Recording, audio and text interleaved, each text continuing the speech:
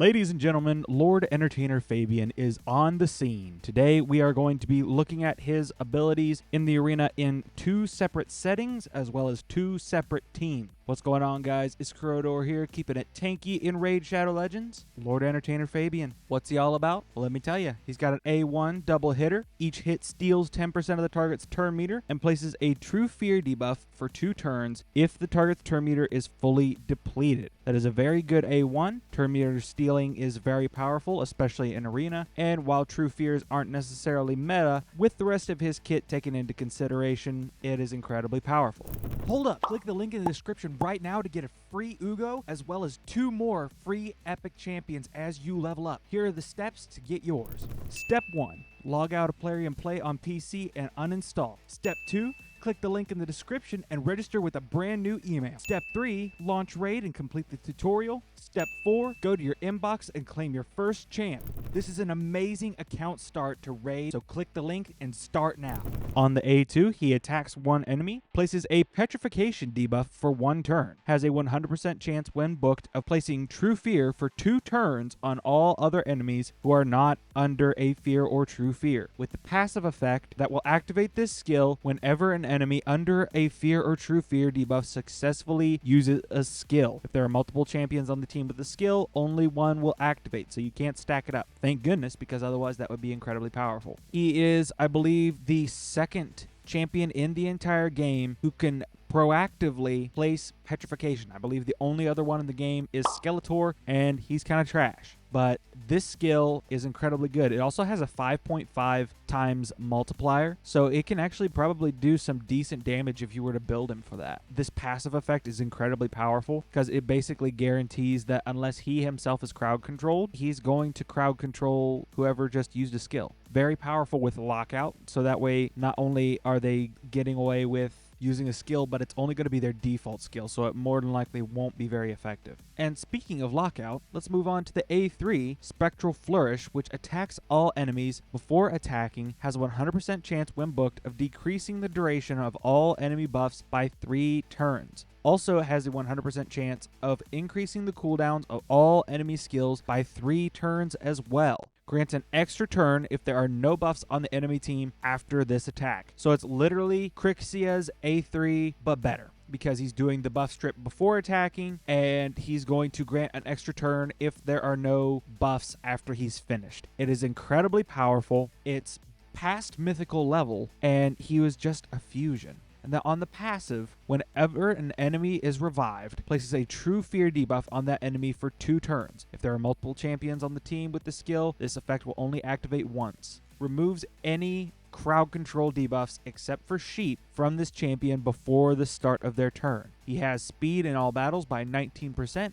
We've got him awakened here with 5-star intimidating presence, fully booked. He is mastered with Eagle Eye, just to make sure we get that much more accuracy in the arena. This is not my account. A lovely friend from the clan, Drizix, offered to let me use the account in order to do this showcase, so thank you very much, Drizix, for that. These are the stats. We got him at 376 speed, not worried about crit rate in this build, and 600 accuracy, 53k HP, so he's going to be tanky, which we love to see. We have the Molten Death Bell, which is going to be increasing his turn meter each time he places one of those crowd control debuffs, 14% turn meter, which is going to be fantastic. We are going to be running him in the arena today, both classic and live arena. So let's go ahead and get into it and show you the squads that we are going to be running him with today. We have him in a slow go second style team, which is all undead. Going to be showcasing the faction Unity champion Tribune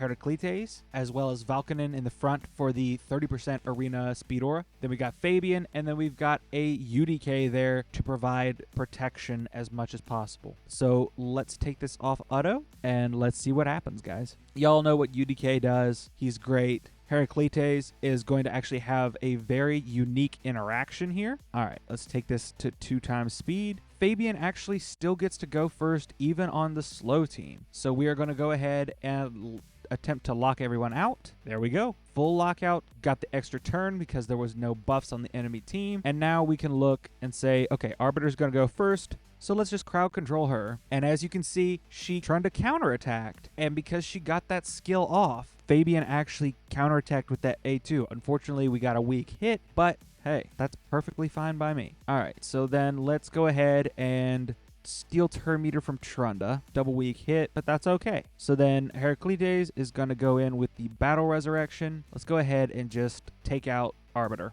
That 100% ignore defense is so good. So now we're going to showcase an interesting interaction with Valkanen, who has this interesting ability that can kill an ally. And Heraclites, when he has 3 allies from his faction, will actually attack with his basic skill while he's dead. So we're going to go ahead and kill Heraclites, put up AoE weaken, Trunda counterattacked, and just got petrified for it. Elva, again, tried to do something, but she can't because our boy Fabian is on the job. And there you go. So now every time we use a skill actively, Heraclites is going to come in and smack him. So now we are going to have UDK go in with AoE, keep those fears up, keep that damage rolling. And now we have Valkanen's secret skill, and let's just go ahead and axe Elva with that beautiful block revive. And now we just have to worry about chipping down Trunda. Easy peasy. Let's go ahead and boom. Heraclites coming in with a ton of damage. A ton of damage. Look at that. Even coming in with just the little bit that he did, coming in as top damage, half of which at least came while he was dead. So let's show this team again, and we'll do it on auto this time just to get a sense of what it... I don't know if there's a preset. I didn't look. I'm going to assume that there is, but let's just see what happens. So Fabian comes in with the lockout, then Heraclites with that big ol' AoE nuke. Fantastic. Valkanen will kill him. And then Fabian's going to petrify Queen of Hearts. This is such a strong squad. Then we got block revive. Heraclites just cleaning up. We don't even need... Look at that, guys. If you have Heraclites and you can run him with a Valkanen, dude, you can literally just throw in 2 food champs and you've got a very strong team. It's incredibly powerful. That combo is just so good. All right, so that one went kind of fast. We'll run it on auto one more time, and then we're going to showcase another team. We'll do a fight or 2 there, and then we'll hop into live arena if we can. This champion is so good. I wish I could have gone for him, but unfortunately, I was unable because of the summon rush being too costly. I just didn't have the shards to pull it off. Now, Mithrala is going to be a problem for us because of that petrification coming from her hex. However, because Fabian's passive cleanses him of crowd control, it's not going to be as much of a problem for him. It is going to be a problem for Valkanen, though. But that's okay, because for Fabian, it's effectively free damage reduction because petrification causes a lot of damage reduction. The only problem is he's not getting healed by Heraclites while he's petrified. But I think we're okay because, yeah, Heraclites is going to do a lot of healing. So now we just have to survive Eric's, and she must have a ton of resistance because this is just crazy. But we can work with this. As long as Heraclites can keep us healed up. Now it's all up to UDK. But UDK gets extra stats whenever an ally dies. So honestly, have a chance. We honestly have a chance. I mean, just look at that. Because of all that healing that Heraclites is doing, as well as damage, Eric's passive just can't keep up. Now this is a +2 UDK, so that is going to be hard to actually achieve. But it's well within parameters, and just like that, we claimed the victory with Heraclites doing an obscene amount of damage, especially considering the fact that he did all but 1 attack while dead. It's an incredibly fun team. Now let's go ahead and look at the team that we're going to be looking at trying to run in live arena, which is this full control team right here with Marius, Armons, Fabian, and Arbiter. Definitely more of a go first team. And yeah, let's just go in on auto because we'll be manualing in live arena, and let's just see what it's supposed to do. 4 mythicals. Can we beat it? I would certainly hope so. Locked everyone out but the Frolny, and then we crowd control everyone. Armons takes that a step further. They don't even know what the definition of taking a turn is. It's a crazy strong team. Marius is an incredibly strong champion. This right here is arguably the new meta. This team right here. We'll see how effective it ends up being. I am curious, actually, before we jump into live arena, I'm curious to see how this works against a Siegfried. So let's find out real quick. Okay, so they got to go first, but we're going to cut in, so that's okay. Lock everyone out. Crowd control the Finax. That's smart. The AI is doing a really good job on this one, I gotta say. And then let's see. Okay. And just like that, Marius shuts him down. That is incredibly impressive. So there you go, guys. Fully awakened Arbiter can't compete. Siegfried can't compete. And a +1 Armans cannot compete with this team right here. Incredibly powerful. Incredibly powerful. All right. So let's hop into live arena here. Hopefully it's not too bad. This looks like it might be a bot because I didn't see a clan attached. But you never know. You never know. Depends on what they pick. We'll see. They first pick Thor, so we're going to take Arbiter and Fabian. I think we actually might try to go for an undead team here. I think we actually might try to do it. If this is a bot, then they're going to ban the Arbiter, so I don't have to worry about losing out on my undead. And they took the UDK. Nice. Okay. So, yeah, we'll try it here. We'll grab Heraclites and Valkonen. And we could grab Gorgrab just to get that last undead in there. Duchess and Wukong. All right, yeah, screw it. Let's see what happens. All right, boom. There we go. Let's ban Mikage because that'll be their fastest champ, and I don't want to deal with the ally attack. And then they ban Arbiter, so we'll take Valkonen's aura. We've got all undead, so let's see what happens. This is very overwhelming for me. All right, let's lock him out and steal the stone skin. Or not steal the stone skin, but stop it. Duchess gets a turn. She's got an A1. Who's she going to go for? Doesn't really matter, but I'm curious. She goes after Valkonen. So then Heraclites gets to go. Let's go ahead and destroy enemy max HP. There we go. Valkonen kills Heraclites. So then Thor gets a turn. He's only got his A1, but the fear might stop him anyway. We'll see what happens.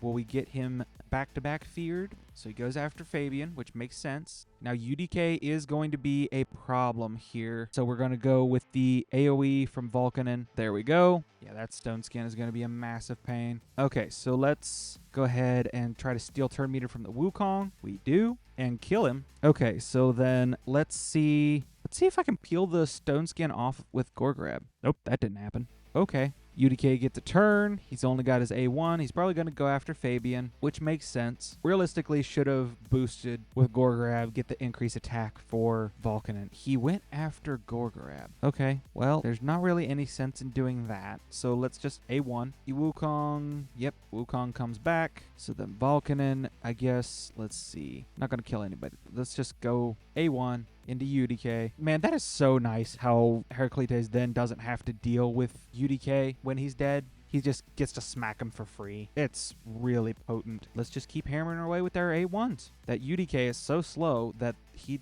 not going to have any of his skills back. So let's go back in, finish off the Wukong again. The UDK finally gets a second turn. Who are you going to A1 there, buddy? Who are you going to do it to? Going to go back after Gorgrab. Alrighty. So now we can crowd control UDK, start getting that damage up, and yeah, let's just keep hammering away at him. Wukong comes back. Valkonen is up. We can go in with his AoE. There we go. He drops back down. Let's pop Heraclites back up so that way Valkonen can kill him again. Not to mention it just gives extra damage to Heraclites. Oh, he's crowd controlled, so we don't have to worry about it. This is such a strong team, guys. All right, so kill Heraclites again, and then we will make sure that Wukong stays locked out. Wukong gets a turn. Hopefully this doesn't bite us. I swear if we go through all of this just to die here to a Wukong. Okay, we do not. And we got the free petrification. All right, so now we're going to clean their clock right here. That goes into the UDK, and then Heraclites comes and kills off the Wukong. That is such a good team. And as you can see, while it's hard to do because it's nigh impossible to get a faction unity champion into live arena, if you can pull it off, that team, you saw how solid it is. All right, we got 2 more fights here. 2 more fights. Let's see what happens. Maybe we can pull off another faction unity team. Who knows? I'm pretty sure that was a bot, but hey, we'll take the win. We will take the win. FL0, level 100 account. We are getting the big boys today. All right, let's first pick Marius. I want to actually get the horse this time, which means they're probably going to take Arbiter, which I'm not going to be thrilled about. Oh, they took Armans. Interesting. Okay, so we'll take Arbiter and Fabian. They took Sify, which honestly may be our ban. Ew. Okay, so then let's take... You know what? Let's risk it for the biscuit. Let's take Lysandra and Nishak. I'm gonna probably ban the Armons if I'm being honest, simply because I do not want to deal with potential of a well-built Armons. But let's see. Okay, so they go for Wukong last. This is gonna be rough either way. Ban the Siphi. I'll ban the Siphi. The Siphi's gonna be their fastest champ. We'll take Lysandra because they ban Arbiter. So now we got to do a whole lot of praying. We're really hoping we are. We are not. I think we're cooked. Maybe not. Maybe not. Nishak did not get stunned. So unless Georgia just eats our lunch. Okay. Yeah, I'm not doing too hot. All right, we're going to do this last fight and then we'll wrap it up. That way we don't hurt Drizik's points any more than we already are. So yeah, I apologize in advance for all the losses, Drizix. Thanks for letting me use the account though. Level 100 account. Let's see if we can actually get a decent team put together here again. I'm starting to think that we just lucked out. Oh, man, they go for Fabian again.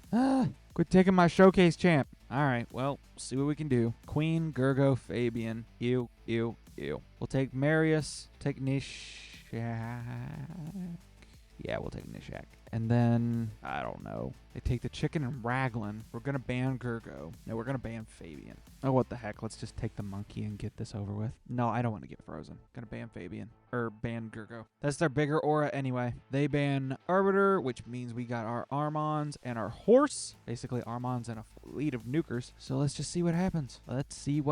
Last run of the video, guys. Hopefully you've seen some of the power of the new fusion and his undead buddies. All right, so let's go ahead and sheep the queen. Try to strip the stone skin. We got it off Raglan. That's good. Put up the bombs and then decrease the detonation duration. Boom. Bombs are so good. All right, Marius. Clean their clock, buddy. Here we go. Death or glory. Opponent left the battle. We gotta win. That wasn't a bot. And of course, it was with the horse. Alrighty. So there you go. We went 2 for 4, 2 for 5, something like that. There you go, guys. What do you think of the Lord Entertainer Fabian? Do you think he's game-changing? Do you think he's game-breaking? Or do you think he's just all right? Me personally, I think he's great. I wish I could have got him, but I missed out. Such is life. I'm hopefully going to be able to get on board with the next fusion, as well as some interesting things that are going to be happening come next Clan v Clan. I have a lot of champions who are going to be summoned during that time. If you guys want to see it, be sure to follow along. Be sure to like, subscribe, all that good stuff. Talk to me in the comments. I love hearing from you guys. With all that being said, I've been Corrodor. Stay tanky.